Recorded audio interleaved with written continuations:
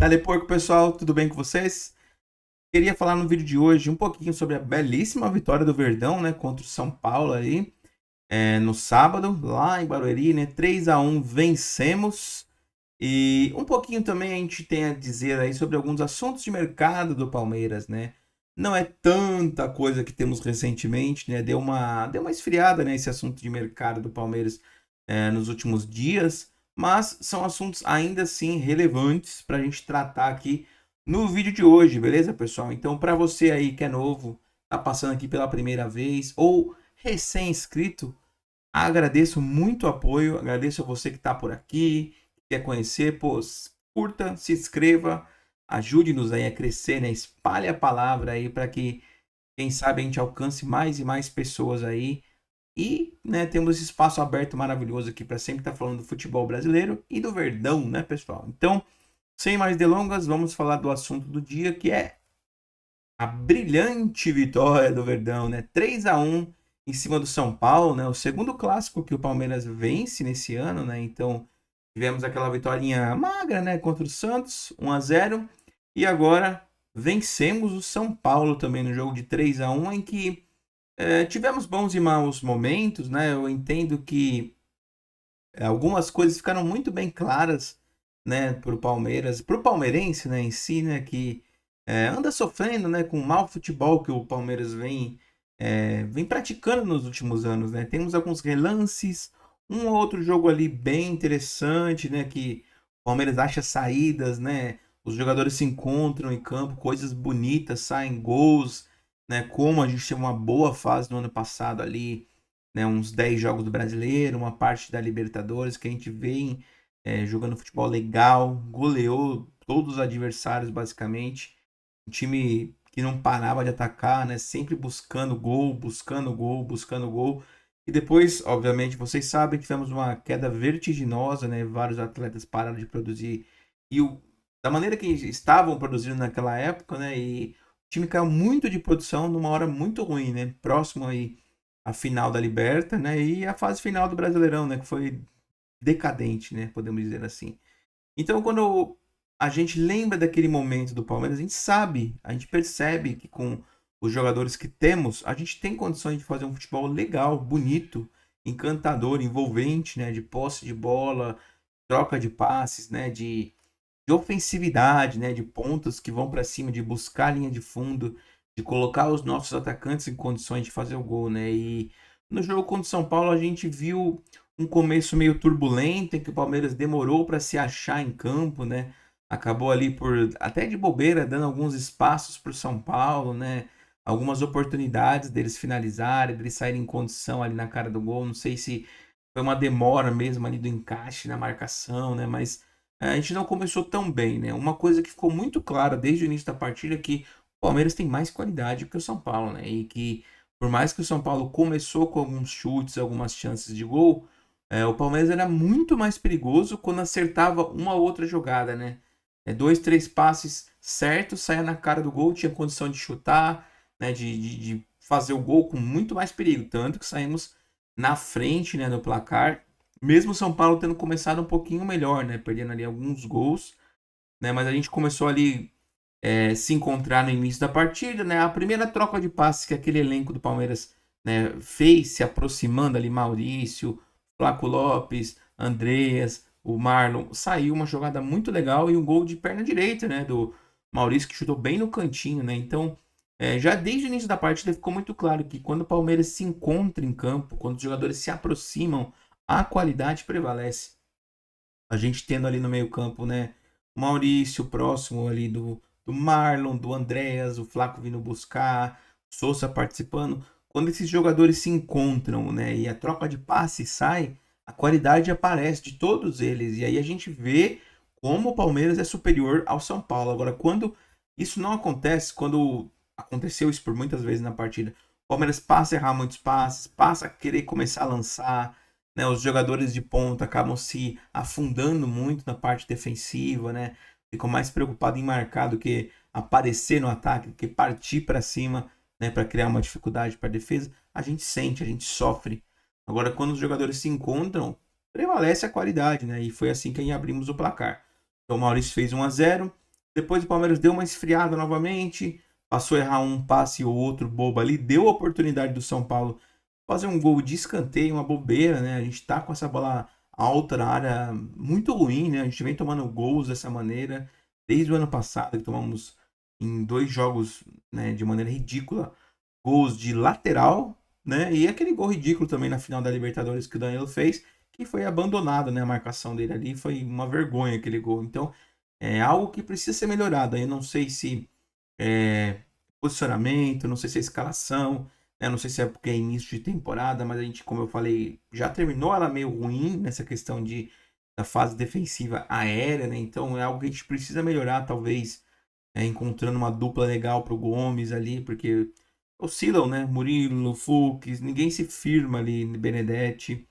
E por isso até que o Palmeiras está atrás de um zagueiro bom, titular, experiente, que nesse momento a gente sabe que é o Nino, né? Então falamos um pouquinho disso mais pra frente no vídeo. Então tomamos o gol de empate do Bobadilha.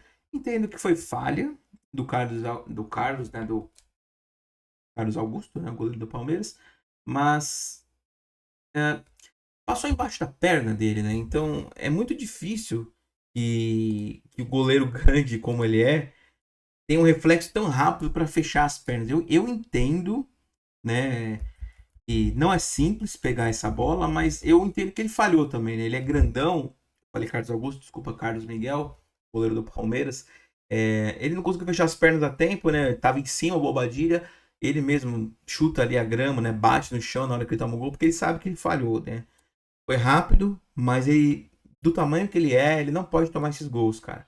E a zaga do Palmeiras, obviamente, não pode dar essa bobeira de deixar uma bola sobrar ali no meio da área, que aí é pedir, né? A chance é o azar. Logo depois do empate do São Paulo, eles deram uma melhorada na partida novamente, né? A gente viu ali quase que o Tapia faz o segundo gol, uma outra bobeira do Palmeiras. Então, o Palmeiras ainda oscila bastante. A gente vê que em campo a qualidade é superior ao São Paulo. E como eu disse, quando eles se encontram, quando os jogadores param de lançar, começam a tocar um pro outro, dar opção, a qualidade prevalece. Aí a gente vê o melhor futebol possível que o Palmeiras pode produzir, né? Saindo aí então o segundo gol, o golaço do Flaco Lopes, golaço total, né? A jogada começa ali, recebe o Andreas, abre na ponta pro Sousa, Sousa faz uma jogada inteligente, né? O Lopes também se propõe a receber aquele passe, faz o cruzamento X ali, né? Deixa a marcação perdida, Sousa encaixa o passe perfeito na medida e a finalização do Lopes foi espetacular, né? Aquela cavadinha é muito linda quando o jogador acerta. Fala a verdade, né? Então o Lopes aí com números excepcionais, né? Assim, por mais que ele oscile, que ele perca gols importantes, erre algumas decisões, ele ainda é nosso melhor atacante, né? Assim, e somado ao que o Vitor Roque produz, né? Um completa o outro. A gente tem tudo para ter uma dupla do barulho, ouviu o barulho aqui em cima, uma dupla do barulho esse ano com ainda o Paulinho chegando para somar, né? Então, o nosso ataque é forte, muito poderoso, né? O Lopes, desde 2014, ele tá apenas atrás do Arrascaeta, né? Em número de gols e assistências, né? O Arrascaeta tem 65 e o Lopes 64, quer dizer, é muito próximo, né? Ele se mostra um jogador importantíssimo no cenário sul-americano, né? Tanto que ele vem sendo convocado para a Argentina. Então, um golaço no momento que o Palmeiras começou a se encontrar em campo novamente, os jogadores se aproximaram e a gente viu como isso aí facilita, como a qualidade de todos aflora nesses momentos que o Palmeiras se aproxima e toca a bola. Para de lançar e para de dar chutão. Né? Os jogadores têm que dar essa opção. Maravilhoso foi o gol. Então, 2-1 Verdão. E depois a gente segurou até o final do primeiro tempo. O segundo tempo foi aquele segundo tempo de segurar um pouco, deixar o São Paulo vir. O São Paulo não tem qualidade para provocar muitos casos de perigo ali para o nosso gol. Então a gente acabou conseguindo segurar bem a partida e dar umas boas espetadas no contra-ataque, né? Tanto que o terceiro gol também, de uma boa troca de passes do Palmeiras, né? Um cruzamento e mais uma assistência.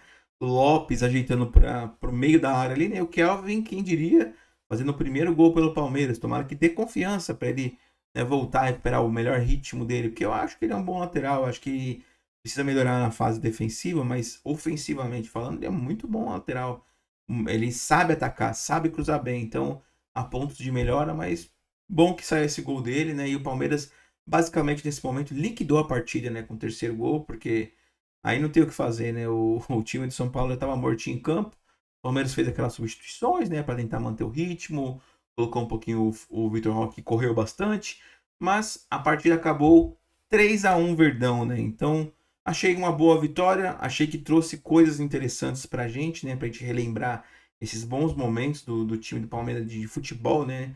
Porque os gols foram bonitos, foram nas trocas de passe, mas a comissão, né, os jogadores têm que entender que tem coisas para melhorar, temos que corrigir alguns pontos, temos que corrigir a nossa postura para ser mais consistente durante o jogo, né? Não ficar apenas em determinados momentos ali trocando passes e acertando as jogadas.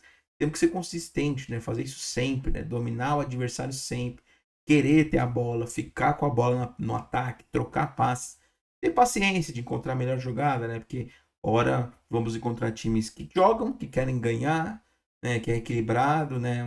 Uns jogos de G6, né? Com times que atacam, que tem bons nomes.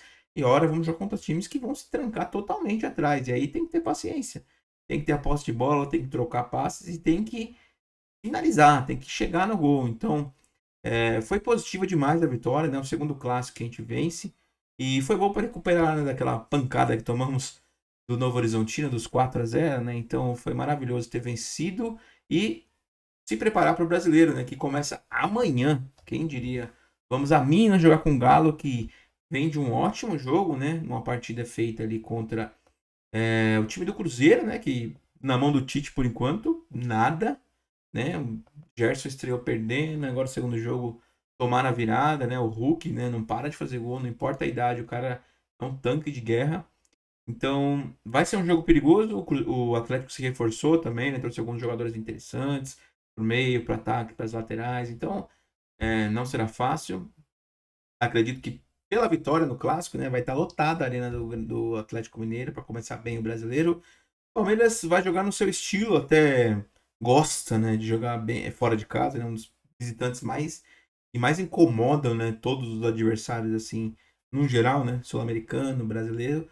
Então a gente gosta de jogar fora, vamos ter que se portar bem defensivamente para espetar nos contra-ataques. Tudo indica que vamos ter neste jogo a volta do Vitor Roque e Flaco juntos, né? Então é ótimo, né, para a nossa fase ofensiva, né? São dois gigantes que estão em uma fase iluminada, né? Então, torcer aí para manterem os níveis, né, que estamos vendo desde do ano passado, né? Essa dupla junto. E esse ano também, né, o Flaco começando aí jogando mais, porque não teve lesão, né, como o Rock teve, e já tá fazendo gol, dando assistência, tá jogando muito. Então, jogão, hein? Jogão amanhã.